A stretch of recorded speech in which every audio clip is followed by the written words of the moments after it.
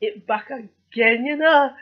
I swear I try and work me and it come back. So this is a last pattern. It's not a last pattern, you know it's the beginning. You know, I'm gonna go on with a million. Right.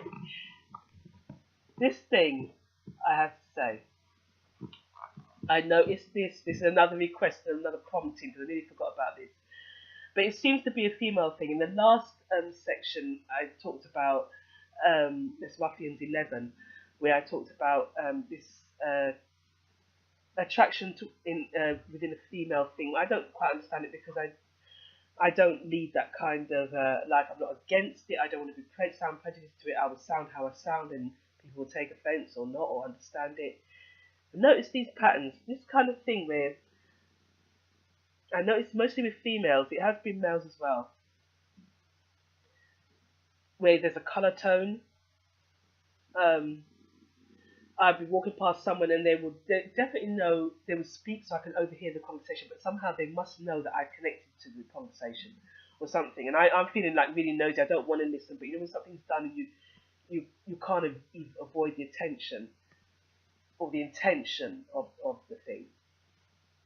And it will go something like this: I have orange hair, or something to do with that, and then maybe 24 hours or 48 hours later you're somewhere and then you notice a woman, somebody with orange hair, they'll be looking at you in some kind of way. Now, this may be, it may be, I don't want to accuse anything because I genuinely don't know. It may be a game people play in a certain sect or side of society. It may be an attraction game of someone who knows that a certain person is not interested in that type of gender or something like that, but it may be a kind of a luring kind of thing. It may be just fun to some people. It can be quite disturbing. I'm an old woman. You know, I've lived and I can take care of myself, I like to think. And even to me, that has really become kind of annoying and very disturbing. It has almost been like the bit I described in the earlier diaries, Ruffians, about the sachet being left outside the door, and then I see one outside the door, then one is left somewhere else. And it's this kind of prediction thing. I don't know if it's just a specifically female thing or towards a certain gender orientation where I'm being targeted because I'm not of a certain, maybe because I am heterosexual, I'm being targeted, to be blunt. That offends if that's whatever it is, I'm sorry, but that is how I feel. And it's something since 2006, I think, I started to be concerned about. That was something that I didn't understand. And I would first admit I am not against it. It's just not how I am. I don't want to be patronising, condescending, or offensive about it in any kind of way. But that's where the real predictions, the way it's that it's so threatening.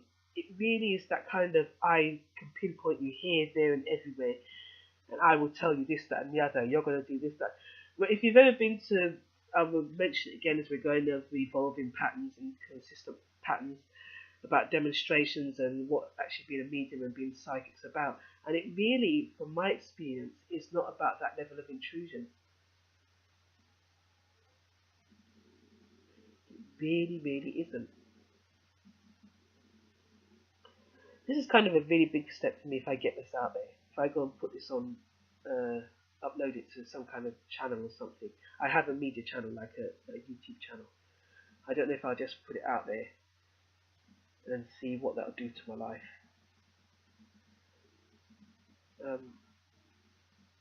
Because I just record this on a voice recorder on it's a standard laptop with a voice recorder. And I've just done this. But that, if I should bring such subjects out, whether it will make things better or worse. But it's disturbing. Suppose this is, suppose this does happen to teenagers. You know, everything. By the time you become 11 or anything, I always, the way I describe things is that you kind of sexualize things in a sense. And I don't mean that to be focused on just on, it being about what you go to bed with and what you decide. But there's times when you're just becoming exploratory, and as you come into your awareness of your body, that's what I'm talking about. Your maturity and things like that. Whatever you go through starts to pave roads into your relationships and to who you will eventually, where you may be asexual, so you may not decide to have actual commitments in that area. It feels really uncomfortable to speak about this for some reason. Or you may be deciding that be where you're starting to be attracted to other people. Whereas when you're coming up, depending on what type of childhood you had, if you had a very clear childhood from any kind of sexual abuse or any other type of abuse, you probably would not have noticed. You probably like people at school, blah blah blah. But I'm talking about the age where you really start to have your first crush and maybe have a date with the person you had a crush on, and you think your relationships really start to form. And but it's also where the pattern begins of whatever has been going on in your home. So if you've been in an abusive home, you've faced parents with divorce, or you've faced parents who have been together a long time and decided to get married, and that marriage worked or it didn't work. But that from that pattern and for what you've been affected by what you've seen, how your parents have treated each other, whether the parent has been, you have two parents or you have one parent who's dating and different, maybe you may have met different boyfriends come through the house and had different experiences with them. All of that forms to make your relationships when you're really young, doesn't it? So that is at that time you really start to you may have been able to be one of the people who are very aware of who you are before, and you may be able to have known before you preferred to be around girls more than boys, or you may have preferred the opposite sex. I preferred the opposite sex, but I was very shy when I went to all girls school, which really didn't help me, and I became even more shy. So by the time I got to college, I was triple shy at a time when I really wished I was really open, really could have got out and had a really nice boyfriend that I really resonated with. I didn't have the confidence to go to the art community and really be as I couldn't break my patterns. That's what I feel now when I look back at my college years, and I really wish I'd made ideas. I'd thought of getting a job in those times. I eventually get a job that took me at home, but I really wish, even though I'm grateful to that opportunity and the people that gave me that, I look back and really wished I'd had the strength to make changes and really have gone on a cruise ship or done something else. But my health was always an issue and how I would take care of myself, and that was a stumbling block for me in my progress. But it's a time. What I'm trying to say is, in those times, in those early years, how your parents, the type of relationship your parents had, and how they treated you, and how you perceived and related to how you were treated, then affects how the type of people you attract and how they treat you in your relationships and what type of relationships you go into. Unfortunately, some people, even before they've left school, even got into secondary school, already having violent relationships and are pregnant, and the boundaries haven't been there. Sometimes it's not always apparent if the child has come to life with a certain perception and behavioralisms and stuff like that, that regardless of what input you put, the response isn't there. So even though it's a parent's responsibility, there are situations that, regardless of what a parent does, that there's a disorder, there is a clinical something there, that regardless of what input is done, I repeat again, the response isn't there, and then that parent needs help, and then that parent has to go through being criticised for the help that they need, because to generalise in society, you think a parent should control everything. Well, sometimes there are some things that are out of our control. With the best will in the world, you do everything to support that person, the person that is yours, that's been given to you to look after in this life. You have to be open-minded, and I say that from growing up as a teen, going through what I did as a child, coming through it, and as a young mother, I was fortunate I didn't have that experience so much as other people would have had. I had a very well child, and I'm very, very grateful for the experiences and the raising experience that I had. But I say that because some of the things I speak about and I write about is because I used to be really prejudiced to them and really ignorant about them. And then as I opened and as I got older and I went through certain experiences, I became open to being shown, no, it's not that way. You need to open your mind and really see as many sides of it as you can. And most of all, realize that I choose to realize that I'm in all sides. So I'm the ignorant that is criticized. I'm also the person that could be open-minded and see. And try and connect to who that person might be, that parent that would have maybe at one time been looked at really badly by myself because I was in such an ignorant state because of my own pain. That's what I want to get across. Not so much, and they would have probably looked at me and thought that woman was in pain. And I think a lot of people did point a finger at me and said I was in pain. Who knew where I'd come from? And there's no way I was going to be come out whole and balanced at the time. But it was a process to go through. And I'm always deeply grateful when I get to those healing lessons of understanding different facets of parenthood. But just to go back to that pattern of, it seems to be a pattern of attraction of, I think what disturbing is it's an acute setup.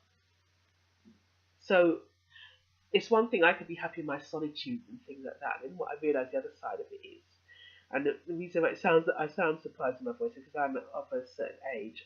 I don't really I don't feel ugly. I don't feel overly attractive. I'm just focused on other facets of myself now. Whereas when I was younger, I did used to go into room, and I had really bad self-esteem, and I was very fragmented, and I did go through feelings of what I suppose would be described as jealousy, even though I didn't want to be those people. But I used to want to be better than myself, so I'd be impacted by someone who looked more together than I was. So I'm not trying to cop out and say I've never experienced jealousy, because I have, but what I understand it as now, and there was an undercurrent to what I was feeling then that was urging me to push me to understand something more, which is why I've always had that thing. I would feel all this tension, and I would describe it as feeling jealous tension, but I didn't want to be those people, even though I was inspired by many people. And when I was young, I used to have a friend who I used to play with a lot of images for. We used to be able to sort of label people of, if you put your hair up this way, then you're that type of girl, and we used to go through things like that at that stage. But it wasn't really what I wanted to be my identity, and I was already struggling just having just one best friend at the time. Even though I grew up knowing quite a lot of people, but I did go through intense friendships that were platonic, but with women at the time who would be my best buddy. Even though I appreciated the journey for as far as it wasn't hurtful, and even the pain allowed me to go to somewhere else. And even though it was hurtful for them that I wanted to leave the situation and never, even though we'd get back to being friends, and I was always getting away from it again, and because it was hurtful to me. There was things that were hurtful, and as much as I didn't want to hurt them, I struggle, as with anybody would struggle, with your kindness being taken as a weakness, and as something that could be used and abused and taken advantage of. So whether that's through some aspects of your looks or what you've been naturally given, it's not something I wanted to experience. But it's a constant pattern, and what I was trying to get to is just thinking if young people are going through this, where people are trying to track them. And I suppose it's a surprise to me now, because I didn't expect that to come to me at this age, because I'm old, I'm a fatter, I'm wrinkled, I'm, got my grey hair that is breaking through all the other hair in the place, and it's just like one texture, two different textures of hair growing. I was thinking how that would be, but that was always been my thing, in the sense that really trying to get to that place where, I don't know if it's just, I think I attributed it a lot to being abused and coming from a really difficult family background, that I can never really find the right energy that aligned to someone that I would really love, and there were people that I did really, in my own private world, I completely adored them, but they were never, it would appear the more I adored somebody, the more, if I loved them or really fancied them, I'd actually wouldn't want to go near them. How strange is that, And for some reason, so what that is really saying is what really filled my personal, which probably got me sitting here today at this age, going on this other 10-year journey and these hours and hours of healing, was where somebody who was probably more rounded would be yes to what they loved and what felt good. And they'll be just like running on a yes plane. Yeah, that feels good. For some reason, I didn't think I deserved what felt good. So if who I looked at really fancied me, I'd be like, no, they can't do. There's got to be something wrong. And if I was in a relationship, I'd probably break up the relationship, if I'm honest. Um,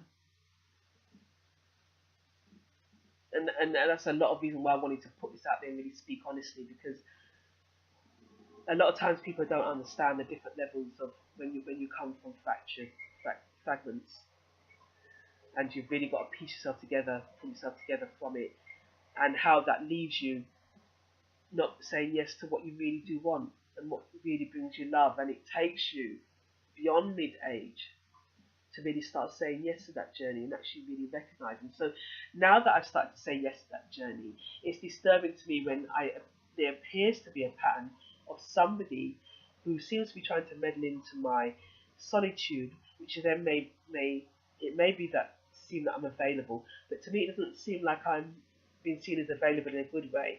I still have a lot of self-consciousness about being seen as available for wicked to happen, for somebody to be able to use you.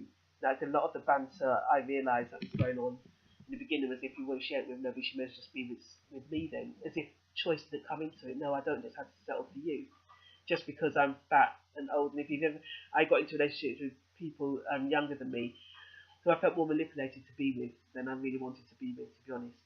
And if you're ever in that kind of abuse, and when you're old, who are you really going to go for? I've never really liked the age divide. I've always I've always been attracted to people much older than myself. But sadly, that's not always been returned. But then I've not really put myself in the most best situations to find the best. So that's something that I can explore with time.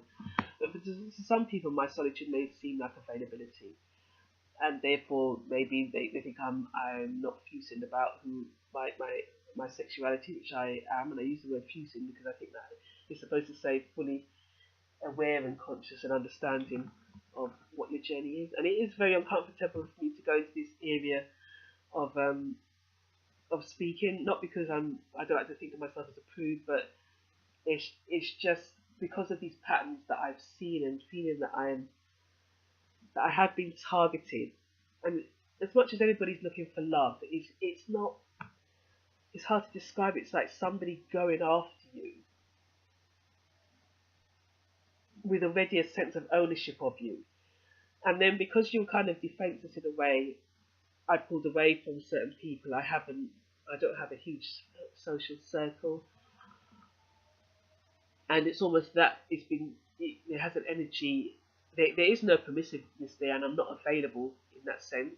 But it's where I feel like I'm perceiving that is out there. Oh, she may well want to go out with a woman now. She hasn't been with a man. Look how men have treated her and abused her. Well, women have been equally abusive, I can tell you, and equally, there's been an equal lack of enjoyment there, equal to what, abuse is abuse, regardless if it comes from a man or a woman, and it's not necessarily going to make the journey any happier or any easier, and that may be the thing. Where they say, oh, you may think that, but do you know what the future holds? Well, I know what my choices are. So if it changes, it changes. But it's no, it's not. It's not that choice is not going to change, because I know how I love and who I love. But yeah, I wanted to get that out there. I didn't mean it for it to go on for so long. And here's the running joke has been of this whole journey of what I've created. I didn't expect it to be this, and I wanted it to be that, and it's going to be over. It's going to be this, and that. Strangest patterns. I hope they change, and I hope they stop, and I just pray I get onto the journey that I know is for me. And even in saying, oh, maybe the journey changes now, I'm worried because I'm thinking, oh, I'm giving in, feeling that I'm giving into something different, and I'm not. It's not. When you think, if I was listening to this of somebody going on about that, I would think, well, they're hiding something, or they're not facing up to something. Let's sit with that for a while. There's just a passion and a love for who I'm attracted to, and that's it.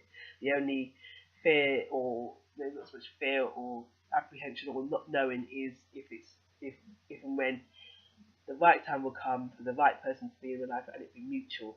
I think it's just not wanting to fall. When you've been through so many years of thrashing about, if you've been through really bad divorces, gone through another relationship, been ripped off and thrashed and or you know, as hard as it is to believe when people come together and they make a commitment and they have many children, maybe big family or small families together, and one person outgrows that, it seems incredibly irresponsible and really hurtful to them children for one person to get up and leave. But then it's even more, believe me from experience, even more hurtful for when you sit there and watch two people batter each other to death, not necessarily physically or violently, but just when the communication is so vile and nobody feels wanted. Children do not feel wanted.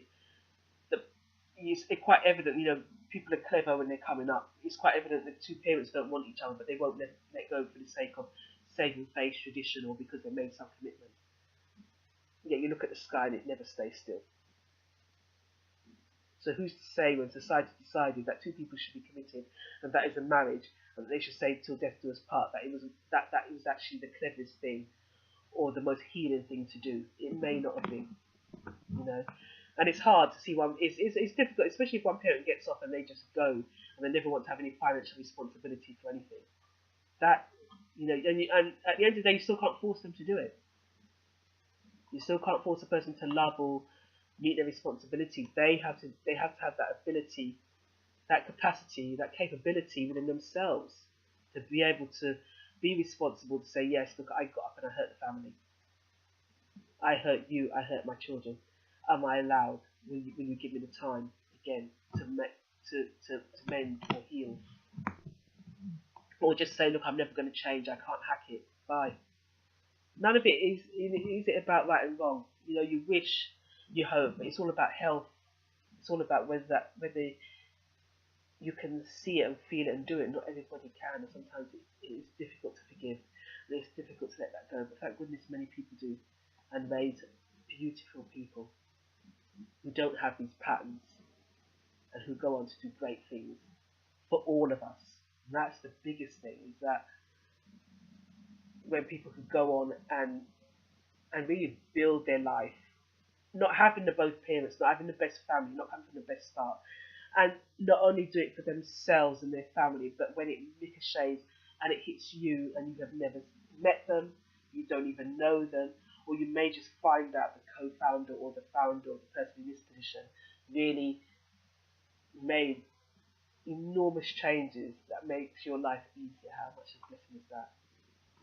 That's when you know life is great, with or without that. So that's another talking through the energy which has really healed me and helped me get through that. It's difficult. It's a pattern. I just wanted to mention that pattern. That just it's calculated. I can't even be bothered. I can't even get my simple head round how you would sit and decide to focus on someone and let them know. It's like a threat to let you know I am here and I am it, and I'm just going about my job now. Seriously. Just walking down the road, sitting there chatting to myself. Do you really want to sit here and do this? Do you really want to have something happen to you? You want to sit, go out and be cool, and just let life happen naturally. But thank you to the people that do, and for those people who have soldiered on their own through everything that has gone against them, and written the books that have healed us all, or healed some of us that want to be healed. And that continues to, and that would just continue to do, regardless of whether you say thank you, whether you sing their praises, whether you've noticed them or not. They have come, they have understood life for what it is. And thank you, and I'm going to get out before I even cry.